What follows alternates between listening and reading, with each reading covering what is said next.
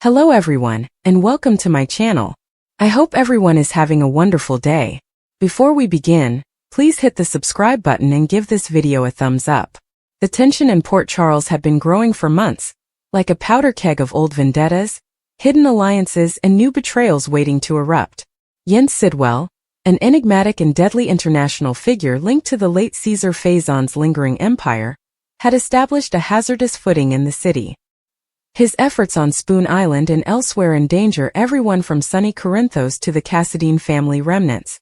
Opposing him stood Dr. Hamilton Finn, also known as Cullum, and hushed, coded chats among individuals who were aware of his deeper connections to experimental research and moral gray areas. What began as a professional battle over medical breakthroughs and secret funding had escalated into a personal conflict, with lives on the line. The final fight was unavoidable, and it would leave no one unharmed. Jocelyn Jacks paced the dimly lighted room where she'd been held hostage for what seemed like an eternity. Her WSB training had prepared her for danger, but not exactly like this. Sidwell's men had apprehended her following a horrific confrontation involving Cassius and secret objectives on Spoon Island. She had managed to leave her ring as a breadcrumb, hoping Lucas Jones or someone close by would discover it and appreciate its significance. Her mother, Carly, was surely rallying forces, but Joss realized time was running out. Sidwell wasn't only holding her for leverage, he planned to use her as bait in a wider operation against Port Charles's power players. Meanwhile, Carly Corinthos Spencer was done waiting. She had enlisted her brother Lucas, a committed doctor with a complicated history in town, to assist with the rescue. Lucas, who was still recovering from personal losses and negotiating his relationships, consented despite the hazards. "She's family," he reminded Carly firmly as they huddled in a safe location, scrutinizing schematics for Sidwell's activities. "We do this together, but we do it smart." Carly agreed, her mother instincts taking precedence over prudence. She had made deals with Jason Morgan and even explored uneasy partnerships with Valentine Cassadine, but for Joss, she would walk through fire. The last confrontation took place at an abandoned warehouse complex on the outside, a neutral but fortified location picked by Sidwell for its remoteness and strategic viewpoints. Cullum Finn was lured into the conflict when Sidwell targeted his study, threatening to reveal vital information that could ruin lives and careers. Finn had discovered Sidwell's involvement in a hazardous pathogen project, which mimicked Faison's deadliest experiments. What began as scientific sabotage quickly escalated when Sidwell kidnapped key figures and offered ultimatums. Finn, with his acute brain and quiet perseverance, refused to give up. "This ends tonight," he whispered to himself, checking on the temporary alliance he had made with Sonny's network and local officials, which Anna Devane had tipped off about. As dusk came over Port Charles, the players gathered. Sidwell appeared with a tiny army of mercenaries, his polished facade concealing the predator within. Tall, with a calculating look, he studied the perimeter, assured of his preparations. "Cullum thinks he can challenge me," he said sarcastically to his lieutenant. "He has no idea what I'm willing to unleash." His strategy entailed releasing tainted information that would not only discredit Finn, but also disrupt medical facilities around the region, causing instability that he could benefit from through black market channels. Finn entered from the opposite direction, accompanied by a small group that included Chase and a hesitant but faithful Brooke Lynn. He had evidence, files, recordings, and samples to legally bury Sidwell, but he knew words would not suffice. This struggle required action. Meanwhile, Carly and Lucas took advantage of the confusion to infiltrate the secondary holding area where Joss was housed. Carly's heart beat as they slid past guards, her gun firm in her grip after years away from this world. "Stay close," she whispered to Lucas. "We grab Joss and get out." Sidwell and Finn finally faced battle inside the main confrontation hall, with no heroics involved. The air was filled with hatred. "You should have stayed in your lane, Doctor," Sidwell chided, slowly circling. "Your quest for cures has always been a fantasy. Power comes from control, not mending." Finn stood erect, his voice serene but steely. "And this is where your control ends. People like you who hide behind money and intimidation inevitably collapse. You've injured too many people, including Liesel, Joss, and even your own co-workers. It's over tonight." Gunfire erupted as Sidwell's soldiers began fire on Finn's support. Chaos engulfed the warehouse. Sonny Corinthos' group offered protection from a distance, while Jason moved like a shadow to neutralize threats. Bullets bounced off metal beams, breaking glass and sending sparks flying. Finn avoided and returned fire, his medical expertise translating remarkably well to tactical movements perfected throughout previous crises. He had prepared for this in ways few people knew, drawing on his experiences with his daughter Violet's safety and the town's constant threats. Carly and Lucas discovered Joss in a locked chamber, her hands shackled but her soul undamaged. "Mom!" Joss exclaimed as Carly picked the lock with abilities acquired over a lifetime in Port Charles. Lucas quickly examined her for injuries, his doctor's hands soft but effective. "We have to move fast," he insisted. "The whole place is a war zone." Alarms blared as they fled along a corridor. Sidwell's lieutenant noticed them, sparking a chase that challenged their abilities. Carly dispatched one pursuer with a precise shot, while Lucas used a fire extinguisher to create a distraction.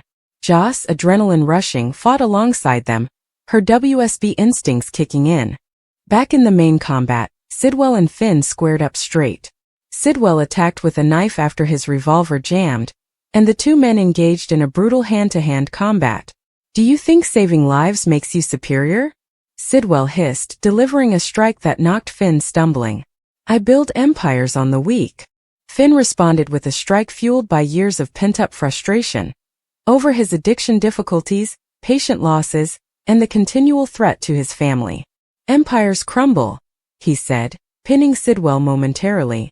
"And yours is built on sand." Explosions shook the building as backup crews activated failsafes. Debris rained down, causing everyone to scramble. Carly, Lucas, and Joss entered the action just as Sidwell had gained the upper hand, holding Finn at gunpoint. "One move and the good doctor dies," Sidwell exclaimed. Joss, observing the standoff, called out a distraction, allowing Carly to fire a warning shot that clipped Sidwell's arm.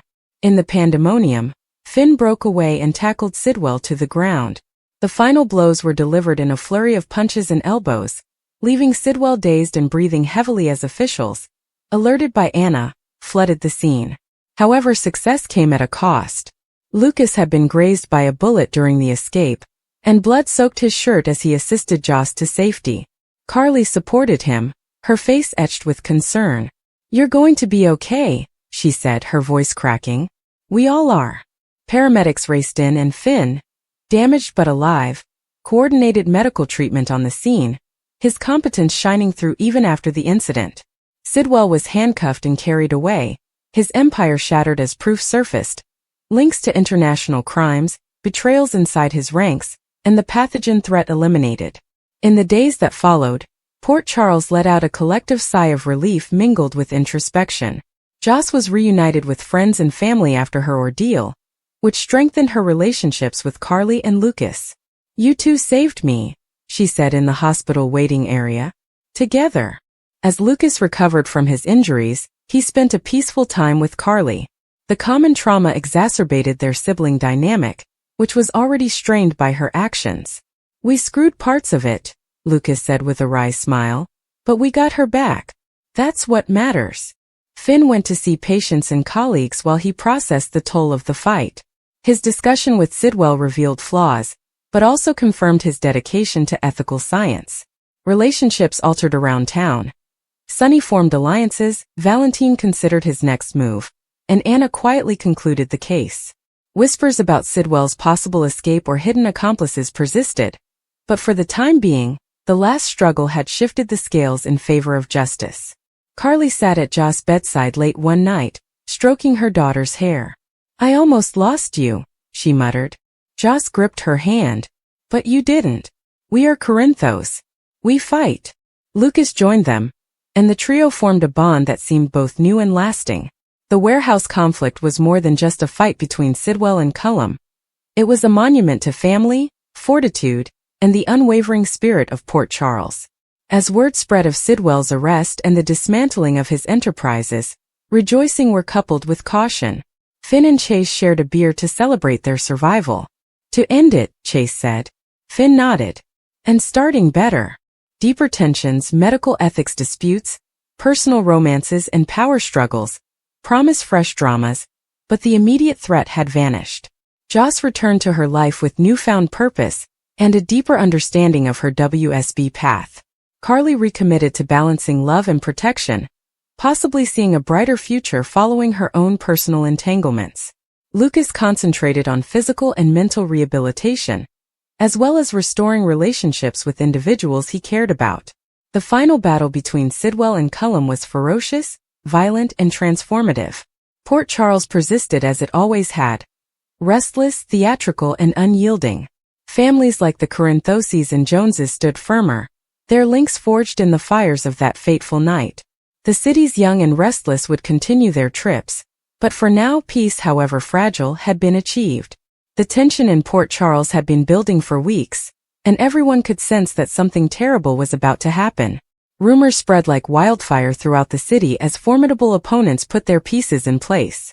While most inhabitants sought to go about their daily lives, those closest to the danger realized the truth. A final encounter was looming, and there would be no turning back. Sidwell stood alone in a dimly lit warehouse on the waterfront, gazing at the harbor through a dirty window. His look was serene, but under the surface, years of rage and determination drove his every thought. He'd spent too much time searching for answers, fighting foes, and watching people he cared about suffer.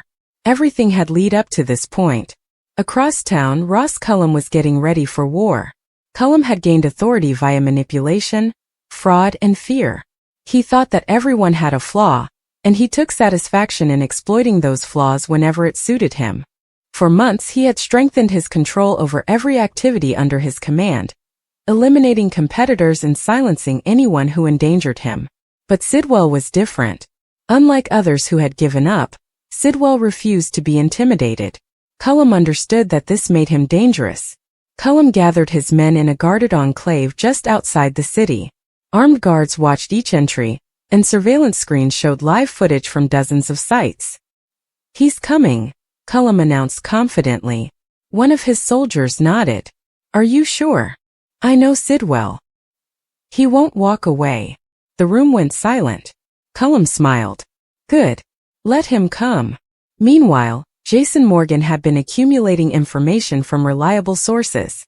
The evidence he discovered revealed a worrisome picture. Cullum wasn't only protecting himself. He had considerably more ambitious plans. Jason met Carly and Brennan in a separate room. "We have a problem," Jason explained. "That's nothing new," Carly said. Jason put numerous documents on the table. Cullum relocated equipment, weaponry, and troops across numerous locations. "This is no longer about defense," Brennan stated as he carefully inspected the data. "What is his endgame?" Jason's expression was bleak. "He intends to destroy everyone standing in his way in one move." Carly's expression stiffened. "That includes Sidwell." Jason agreed. "And anyone who is helping him." The revelation hit them hard. The last fight was not coming. It had already started. As night fell, Sidwell had an unexpected guest. Britt entered the warehouse warily. "You shouldn't be here," Sidwell cautioned. "Neither should you." He averted his gaze. "This doesn't concern you." "That's a lie." Britt took a step closer. "Everyone in Port Charles knows what's going on. You believe you are saving people by confronting Cullum alone, but that is exactly what he wants." Sidwell remained mute. Britt's voice softened. "You don't have to do this by yourself." For a little moment, the weight of everything was seen on his face. Years spent fighting. Years of loss. Years of carrying responsibilities that never seemed to end. "I appreciate that," he responded gently. "But this ends tonight." Britt realized she couldn't persuade him otherwise. "Then promise me one thing. Come back alive." Sidwell smiled faintly. "I'll try." Elsewhere, Cullum learned that Sidwell had started advancing toward the waterfront. The long-awaited clash was now within approach. "Prepare everyone," Cullum instructed. "Lock down the perimeter." His soldiers hastened to obey the orders. Within minutes, armed teams had taken strategic positions across the property. Cullum was in the center of it all, waiting, watching, ready. The night air seemed heavy as Sidwell approached the property. He was not alone. Unbeknownst to Cullum, Jason had secretly established a support group nearby. Brennan managed communications as many allies tracked hostile movements. Their goal was not to fight Sidwell's struggle. Their purpose was to make sure Cullum couldn't escape. When Sidwell crossed the outside barrier, sirens went off. Red lights flashed throughout the premises. The battle had started. Gunfire resonated across the property. Cullum's guards opened fire from their lofty posts. Sidwell instantly hid behind a concrete barrier. Bullets hit the wall around him. Chunks of debris erupted into the air. Despite the enormous odds, Sidwell persevered. Every step got him closer to his goal. Jason's crew created distractions around the perimeter, forcing Cullum's forces to divide their attention. The complex had degenerated into anarchy. Smoke flooded the air. Shouts rang from all directions. Vehicles crashed through the security gates. Emergency generators flickered. For the first time, Cullum knew his well-planned defenses were failing. Nonetheless, he remained confident, because he had a final advantage. A trap. Explosives were buried throughout the main structure deep within the property. If necessary, Cullum was willing to destroy everything, including himself. Minutes later, Sidwell arrived at the central structure. Several guards tried to stop him. They failed. The hurdles disappeared one by one. Soon, only one door separated him from Cullum. Sidwell pushed it open. The enormous chamber beyond was nearly empty. Cullum stood at the far end, waiting. The two men glanced at each other. Neither spoke first. Years of bitterness were conveyed through the stillness. Years of betrayal. Years of unresolved business. Finally, Cullum laughed. "You actually made it." Sidwell said nothing. "It's over." "No," Cullum answered. "It's only the beginning." Cullum pressed a button on a little device. Security doors slammed shut throughout the building. Escape routes lost. Warning lights appeared overhead. Sidwell understood right away. "You rigged the place." Cullum smirked. "Of course I did." The situation had gotten far more perilous. Neither man backed away. "This doesn't end the way you think," Sidwell explained. Cullum shrugged. "Maybe not." He launched an unprovoked attack. The fight broke out with devastating intensity. Years of rage erupted with each punch. Furniture shattered. Glass broke. Both males collided with walls and tables. Neither earned a distinct advantage. Cullum battled in desperation. Sidwell battled with purpose. The difference gradually became apparent. As the conflict progressed, Cullum became increasingly frustrated. His plans were failing. His soldiers were losing control outside. His adversaries were closing in. For the first time, terror filled his gaze. Sidwell noticed. Cullum screamed and made another strike. "You've already lost." The battle took them across the room. A control panel was shattered during the turmoil. Sparks exploded from the broken circuitry. The warning sirens became more intense. Brennan discovered a severe problem somewhere else in the structure. The explosives are armed. Jason's expression clouded. "How much time?" "Not enough." Jason immediately contacted Sidwell. However, interference disrupted the feed. Communication failed. Inside the control room, the combat continued. Both men were fatigued, bruised, bleeding, determined. Cullum stumbled backwards. For a brief period he appeared defeated. Then he uncovered a concealed weapon. The gun appeared abruptly. Sidwell froze. Cullum aimed right at him. "Now it's over." The room fell silent. Everything appeared to stop. Then a single gunshot boomed throughout the structure. However, it was not Cullum's intended shot. Jason had arrived in the room exactly in time. His bullet hit Cullum's weapon. The rifle flew across the floor. Cullum gazed in amazement. Jason entered cautiously. "Game over." It appeared to be over. Cullum laughed again. "You still don't understand." He pointed to a countdown display that was blinking.